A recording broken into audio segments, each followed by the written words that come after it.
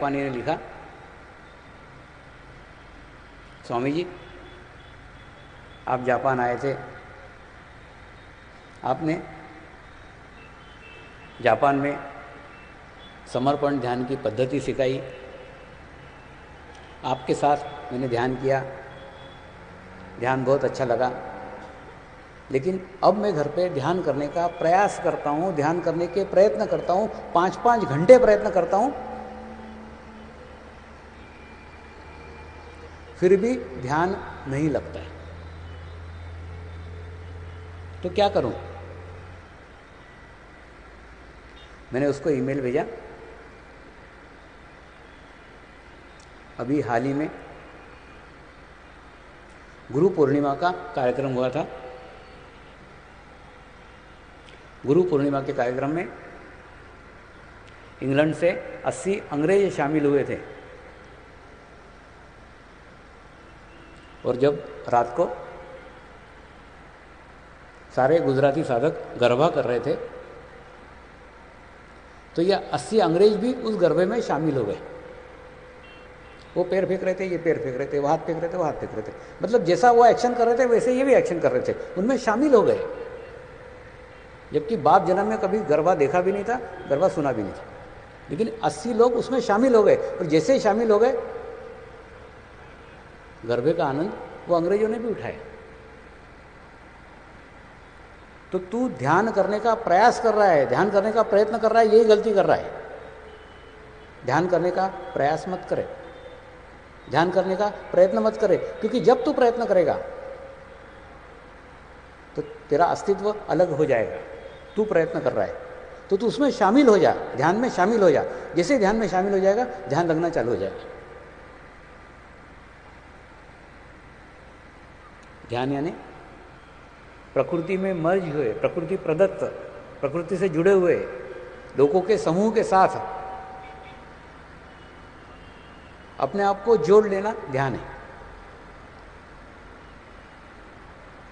तो ध्यान करने के लिए कोई प्रयास करने की आवश्यकता नहीं है, ध्यान करने के लिए कोई प्रयत्न करने की आवश्यकता नहीं है,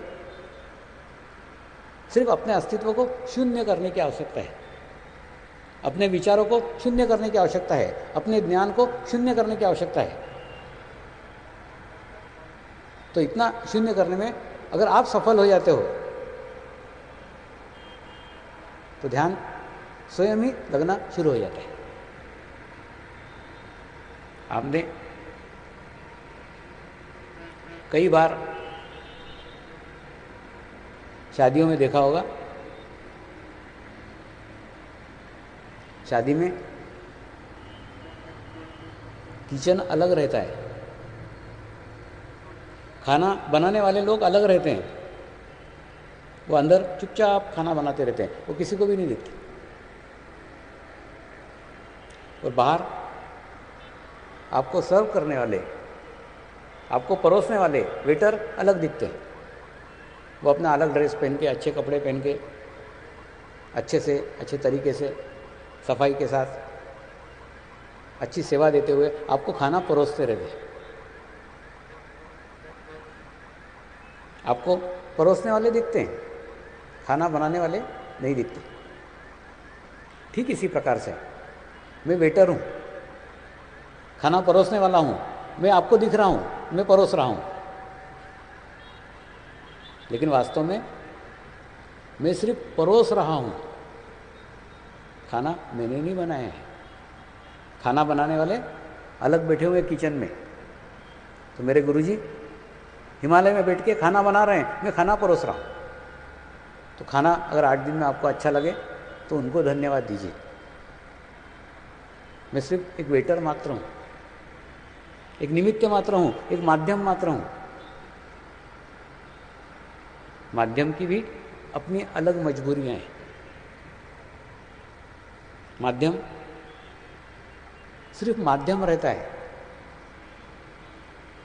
वो किसी को देने के, किसी से लेने के परे रहता है।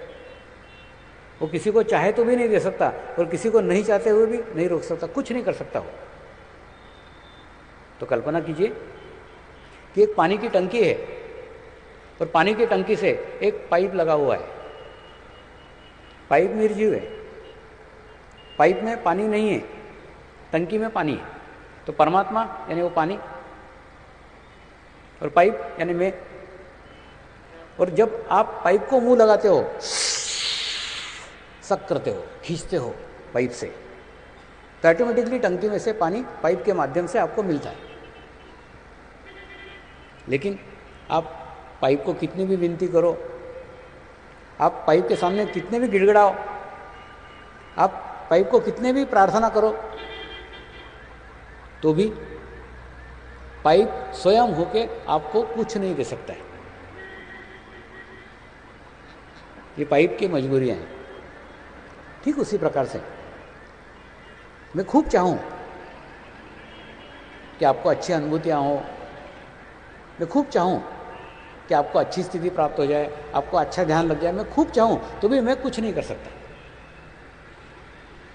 जब तक आप शक नहीं करोगे, जब तक आप खींचोगे नहीं।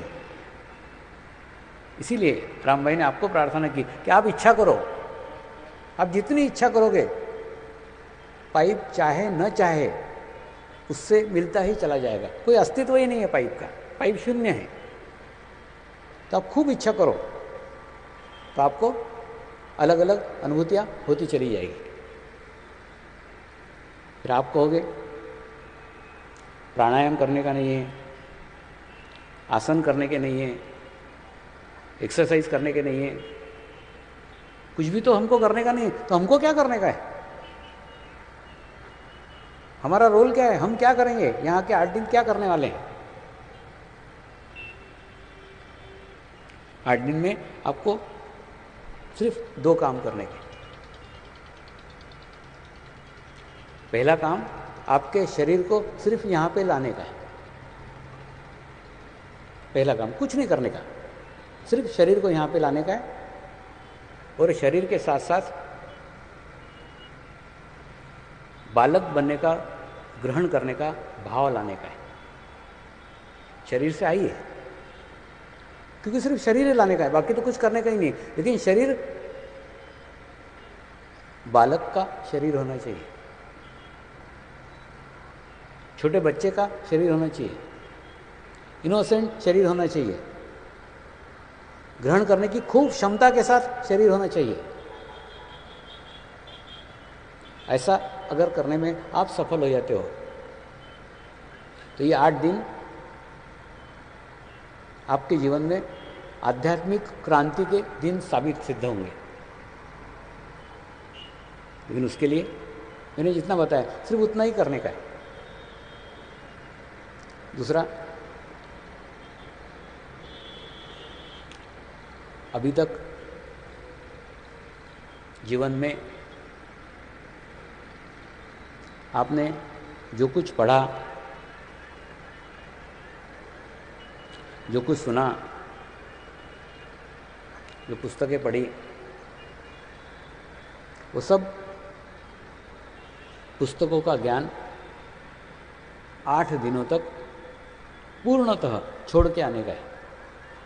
वो नॉलेज के साथ, उस ज्ञान के साथ यहाँ मत आइए, अन्यथा वो पुस्तकी ज्ञान का अहंकार आपके इस सजीव ज्ञान के बीच में बाधक सिद्ध होगा। मैं जब 6 साल पहले मुंबई में आया था तो मुंबई में एक वयोवृद्ध डॉक्टर मुझे भेंट करने को आते थे, मिलने के लिए आते थे। उन्होंने पिछले 30 सालों से योग के ऊपर, ध्यान के ऊपर अनेकों पुस्तकें लिखी हुई थी। लेकिन जब भी वो मुझे मिलने के लिए आते थे, वो हर दफ़े कहते रहते थे, स्वामी जी आप तो भाषण में ये कह रहे थे, ये फलाने फलाने ग्रंथ में तो ये लिखा हुआ है। तो सच क्या है, सत्य क्या है? हर दफे जब भी मिलते थे ऐसे कुछ ना कुछ विषय लेके आते थे। 2 बार हो गया, 3 बार हो गया। जब 2-3 बार लगातार बैठकें हुई तो मेरी थोड़ी उनके साथ घनिष्ठता बढ़ गई, मित्रता बढ़ गई। तो मैंने एक दिन उनको रिक्वेस्ट की, डॉक्टर साहब आपसे एक प्रार्थना है। बोले क्या? कल सवेरे 6 बजे मेरे घर पे अंगूठा छाप बन करके आ सकते हो क्या? तो हंसने लग गए। स्वामी जी आप ऐसा क्यों कह रहे हो? मैंने बोला हाँ, आ सकते हो क्या? ये सब पुस्तक का नॉलेज, पुस्तक का सब ज्ञान छोड़ करके आ सकते हो? वो बोले ठीक है आऊँगा। दूसरे दिन सवेरे 6 बजे मैं ध्यान करके बैठा हुआ था, वो भी आए, वो भी ध्यान करने लग गए और उनको 1.25 घंटे तक ध्यान लगा। और जब ध्यान में से उठे तो बोले स्वामी जी मैं 30 साल से ध्यान के ऊपर पुस्तकें लिख रहा हूं, लेकिन ऐसा ध्यान मेरा आज तक कभी नहीं लगा, क्यों? मैंने कहा ये भी मेरे को पूछ रहे हो, आप सोचो ना क्यों नहीं लगा। बोले नहीं स्वामी जी मेरे तो कुछ समझ में नहीं आ रहा है, ऐसा क्यों हुआ?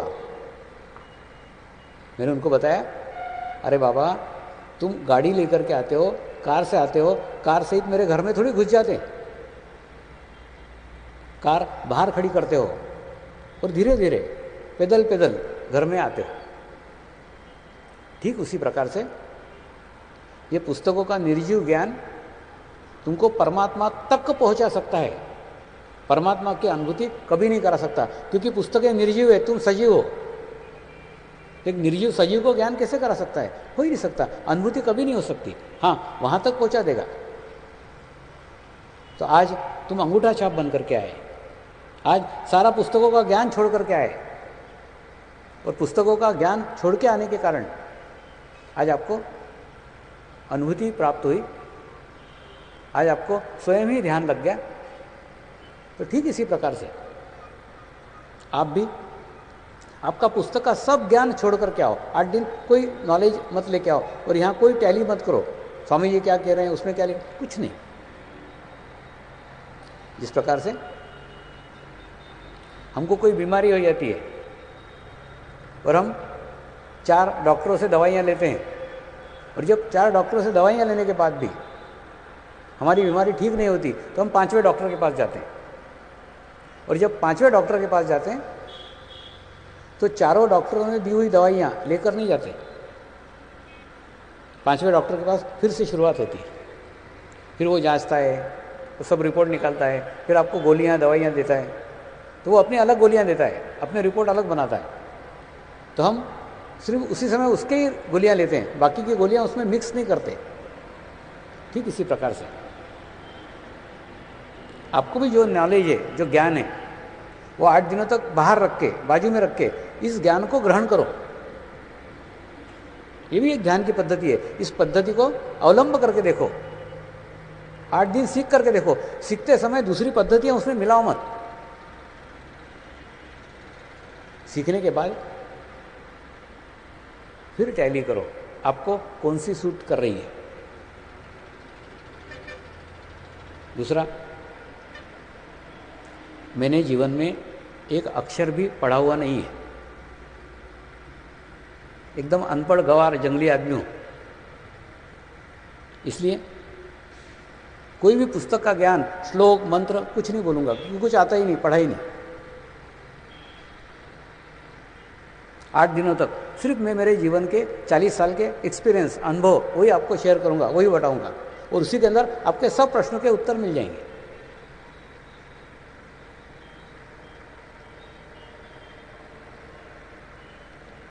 लंदन में एक थियोसॉफिकल सोसाइटी है, पूरे विश्व में है, सब जगह। लंदन में वो लोग हर साल मुझे ध्यान के ऊपर प्रवचन करने के लिए बुलाते हैं। थियोसॉफिकल सोसाइटी आध्यात्मिक विद्वान लोगों की सोसाइटी है, खूब पढ़ते हैं, सब धर्मों का अध्ययन करते हैं, खूब किताबें पढ़ते हैं, खूब लाइब्रेरी के लाइब्रेरी भरी पड़ी है, सब घोल के पी गए बोलो। तो उनको मैं मजाक में बोलता हूँ, तुम साल भर तक गाय के चित्र को निहारते रहते हो, गाय का वर्णन पढ़ते रहते हो, सिर्फ दूध पीते हो एक दिन, जिस दिन मैं तुम्हारे जीवन में आता हूँ उस दिन दूध पीते हो, बाकी गाय का चित्र देखते रहते हो। जिस प्रकार से चित्र देख के दूध नहीं पिया जा सकता, दूध पीने के लिए जीवंत गाय होना चाहिए। तो अनुभूति एक दिन करते हो, साल भर तक पढ़ते रहते हो। तो बाहर जाकर के मैं कोई विशिष्ट धर्म के ऊपर बात नहीं करता, बाहर जाकर के सिर्फ वाइब्रेशंस के ऊपर बात करता हूँ, ध्यान के ऊपर बात करता हूँ, मेडिटेशंस के ऊपर बात करता हूँ और अनुभूति पे बात करता हूँ। क्योंकि वो लोग इतनी पुस्तकें पढ़े हुए हैं कि अब उन पुस्तक की बातें करेंगे तो अपने से ज़्यादा ज्ञान उनके पास है, पढ़ते रहते। लेकिन जो अनुभूति में बात समझ में आती है वो पुस्तकें पढ़ के भी समझ में नहीं आती। एक बार सेंट डेविड करके एक जगह है वेल्स में, वहाँ पेनरू करके एक आश्रम है, वहाँ हर साल अपने ध्यान के शिविर आयोजित होते रहते हैं। तो उस जगह ही मैं सोफे के ऊपर बैठा हुआ था और मेरे पास के सोफे पे एक कोलिन नामक क्रिश्चियन प्रीस्ट बैठा हुआ था। वो भी ध्यान करता था, वो भी साधक था। उसको मैंने पूछा, कोलिन दोनों हाथ इस प्रकार से आगे कर। तो उसने दोनों हाथ इस प्रकार से आगे किए। मैंने उसको पूछा, हाथ में वाइब्रेशंस महसूस हो रहे हैं क्या? हाथ में ठंडक महसूस हो रही है क्या? हाथ में कोई अनुभूति महसूस हो रही है क्या? हाँ स्वामी जी, हाथ में वाइब्रेशंस महसूस हो रहे हैं। फिर मैंने उसको कहा, कोलिन एक काम कर, अब सोफे पे से उठ करके नीचे ज़मीन पे बैठ जा और अब बता, अब महसूस हो रहे हैं क्या? वो कोलिन महाराज उठ करके ज़मीन पे बैठ गए, आड़ा टेढ़ा होके बैठा, क्योंकि अंग्रेजों को नीचे बैठने का आदत नहीं होता। बैठे। अब कैसा है? स्वामी जी बड़े जोर से आने लग गए, जोर से वाइब्रेशंस आ रहे हैं। नीचे बैठा तो और जोर से आ रहे। मैंने उसको बताया, हमारे भारतीय संस्कृति में गुरु के समकक्ष नहीं बैठते, गुरु से नीचे बैठते हैं ताकि एनर्जी ऊपर से नीचे की ओर जाना चाहिए। तो बात वो कोलिन महाराज के इतने दिमाग में बैठ गई कि दूसरे दिन जब थियोसॉफिकल सोसाइटी में मेरा लेक्चर था, सारे अंग्रेज सूट बूट पहन के कुर्सी पे बैठे थे, कोलिन महाराज जमीन पे बैठे थे। उसके एकदम समझ में आ गया, नीचे बैठ के ही रिसीविंग बढ़ती है। गुरु के सामने कभी कुर्सी पे नहीं बैठा जा सकता, नहीं बैठना चाहिए। बराबर वो नीचे बैठने लगे। तो कहने का मतलब, जो एखादा ग्रंथ देकर के भी, जो एखादी पुस्तक देकर के भी वो बात उसके समझ में नहीं आती, वो छोटे से अनुभूति से समझ में आ गई, छोटे से अनुभव से समझ में आ गई। इसी प्रकार से सिर्फ अनुभूतियों की बात करता हूँ, अनुभव की बात करता हूँ। और इसीलिए मैंने कभी किसी पत्रकार को इंटरव्यू नहीं दिया। क्यों नहीं दिया? क्योंकि मैं कहता हूँ, मैं कोई पढ़ा लिखा नहीं हूँ, मेरे पास कोई ज्ञान नहीं है, मेरे पास कोई नॉलेज नहीं है, तो मैं क्या बताऊँ तेरे को, और तू क्या लिखेगा? आ जाकर के मेरे पास एक अनुभूति है, आ जाकर के मेरी गुरु की कृपा है, गुरु का प्रसाद है, इसके अलावा कुछ नहीं। लेकिन गत वर्ष जब मैं इंग्लैंड गया था, तो इंग्लैंड का एक प्रसिद्ध पेपर है संडे मेल, तो उसकी एक पत्रकार मेरे पीछे ही लग गई, स्वामी जी आपका इंटरव्यू लो। उसका नाम था हेजल। तो उस समय एक एमा डॉल्मेन नाम के महिला के घर में रुका हुआ था, तो बार बार वो एमा डॉल्मेन को फ़ोन करे, स्वामी जी को मिला हो, मेरे को इंटरव्यू लेने का है। तो मैंने कहा इंटरव्यू तो नहीं दूंगा, लेकिन मुलाकात जरूर दूंगा। लेकिन मुलाकात के लिए भी एक शर्त रखी, मेरे को जब भी तू मिलने को आएगी तो सड़क पे पड़ा हुआ एक पत्थर उठा के लाएगी। अगर पत्थर लेके आएगी तो मुलाकात दूंगा, नहीं तो नहीं दूंगा। मरता क्या न करता, बेचारी घूमी लंदन में 17 किलोमीटर घूमी कार से, तब जाके उसको एक झाड़ के पास पत्थर मिला। वो पत्थर भी आसानी से नहीं मिलता। पत्थर मिला, गंदा सा पत्थर था। एक रुमाल उसके ऊपर डाला, गंदे पत्थर को बड़े बेमन से उठाया, उठा करके फिर वो एमा डॉल्मेन के घर आई, वहाँ बेसिन में धोया खूब पत्थर को साबुन से, फिर पत्थर लाके मेरे सामने रखा टेबल पे। ये लो स्वामी जी, आप बोले थे ना पत्थर लेके आओगे तो मुलाकात दूंगा, ये पत्थर लाई। उसके पत्थर को मैंने हाथ में लिया, थोड़ी देर हाथ में रखा, गुरुदेव से प्रार्थना की, गुरु मंत्र कहा, और थोड़ी देर बाद वो पत्थर उसको वापस दे दिया। जैसे ही वापस दिया वो आश्चर्यचकित हो गई, उसमें इतने वाइब्रेशंस थे, इतनी एनर्जी थी। बोले स्वामी जी आप तो जादूगर हो, 2 मिनट में जादू कर दी, पत्थर में इतने वाइब्रेशंस आ गए, इतना चैतन्य आ गया। मैंने कहा ये जादू नहीं है, ये भारतीय संस्कृति की देन है। हमारे भारत में मूर्तियों में प्राण प्रतिष्ठा की जाती है। तो जब प्राण प्रतिष्ठा करती है तो संत महात्मा, प्राण प्रतिष्ठा करने वाले महान पुरुष अपने चैतन्य को उस मूर्ति में प्रतिस्थापित करते हैं, और उसके बाद में जब निसर्ग से उस मूर्ति में ज़्यादा वाइब्रेशंस हो जाते हैं, निसर्ग से उस मूर्ति में ज़्यादा चेतना हो जाती है, तो निसर्ग की चेतना धीरे धीरे धीरे धीरे धीरे धीरे उस मूर्ति में आना शुरू हो जाती है। और मूर्ति में आना शुरू होने के बाद उस मूर्ति में ही वाइब्रेशंस निर्माण हो जाते हैं। तो मैंने कुछ नहीं किया, सिर्फ हाथ में थोड़ी देर उस पत्थर को रखा और उसमें वाइब्रेशंस प्रवाहित कर दिए। तो खूब खुश हो गई, खूब प्रसन्न हो गई।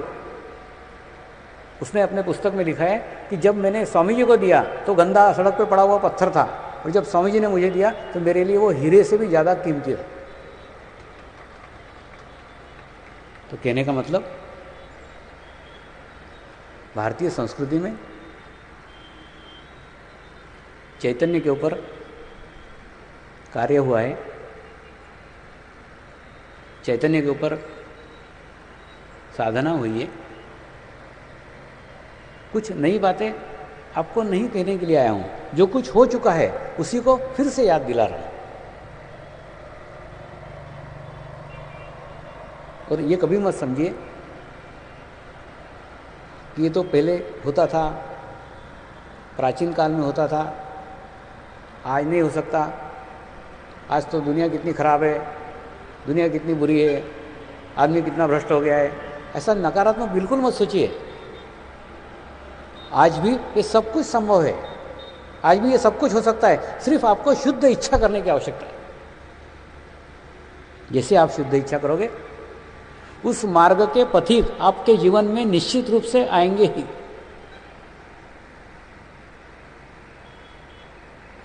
क्योंकि आपकी इच्छा ही उन्हें आपके जीवन में लाने के लिए प्रेरित करती है, आपको उनके जीवन में जाने के लिए प्रेरित करती है। सारा खेल इच्छा का है। जैसी इच्छा करोगे वैसे ही जीवन में